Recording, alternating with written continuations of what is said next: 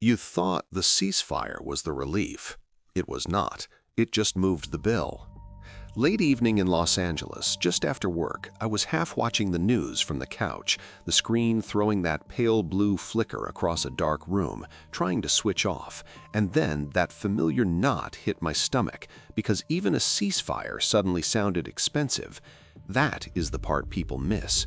They hear Middle East tensions easing, they see oil fall, they assume the danger is fading. But if you want to understand why the ceasefire might actually be the more dangerous headline, you need to see one mechanism almost nobody is willing to name.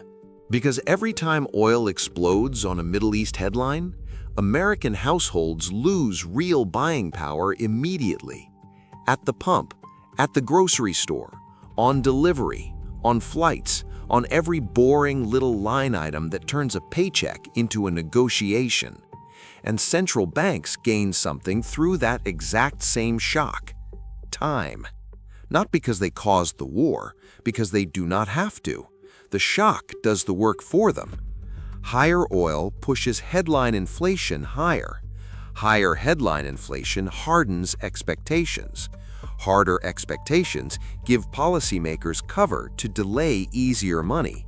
And suddenly, the same crisis that makes your life more expensive also makes higher for longer sound responsible. That is the mechanism, not oil. Permission, their permission to wait. Geopolitical shocks punish households and buy institutions time. Same event every time. That is why this story is bigger than gasoline. And right now, the speed of the reversal is what should scare you, because the same conflict that helped build a stagflation panic is now being sold as a disinflation gift. That is not normal. That is a market trying to price two realities at once. When the Strait of Hormuz came under real pressure, physical oil prices were pushed close to $150 a barrel. Brent surged above $110. Nearly 20% of global oil supply normally moves through that choke point. That is not a market detail. That is the inflation nerve center of the world economy. Then the reversal hit. On April 8th, after the two-week ceasefire headline, Brent and WTI dropped roughly 16 to 18% in a single day. That should terrify you more than the spike, because the market was not just saying, good, the war might calm down. The market was saying, maybe the inflation shock disappears fast enough that central banks do not have to keep punishing demand. That is a very different sentence, and it tells you what this story is really about. Not oil, permission, their permission to wait. And the price gets paid every single evening. 7:18 p.m. You are standing in your kitchen. The TV is still talking in the other room. You open the fridge, stare for a second, and realize you are not hungry enough to justify another expensive grocery run this week. That tiny hesitation? That is where macro lands, not in a Fed statement, in the half-second where your body starts editing your life before you do. That is not a feeling. That is monetary policy landing in real time. If oil shocks were only about prices, this would be simple. They are not. They are about expectations. And expectations are the battlefield central banks actually care about. And this is where the numbers stop being abstract and start becoming your life. A longer disruption through Hormuz was serious enough that the Dallas Fed modeled a scenario where U.S. headline inflation could end the year above 4%. In the harsher version, $167 oil. Inflation up another 1.8 points. That is the trap. The shock looks temporary. The damage does not. And this is why just look-through energy is such a comforting lie. Because central banks can say they focus on core inflation, markets can repeat that line all day, but households do not live in core inflation. They live in gasoline. They live in grocery bills. They live in shipping costs. They live in airline tickets. They live in utility spikes. They live in the emotional tax of watching every routine expense become a little less routine. And once inflation expectations wobble, central banks stop sounding like rescuers. They start sounding like guards. That is the real transfer. You lose flexibility. They gain justification. You feel higher prices first. They gain more room to wait. You need relief now. They get a stronger argument for delay. And if you think that sounds dramatic, here is the number that should be in every headline right now. $145 oil. That was the level the ECB modeled in its March 2026 severe energy shock scenario for the second quarter. In that same case, euro area inflation for 2026 runs 1.8 percentage points above baseline. Not a rounding error, not noise, a real inflation shock.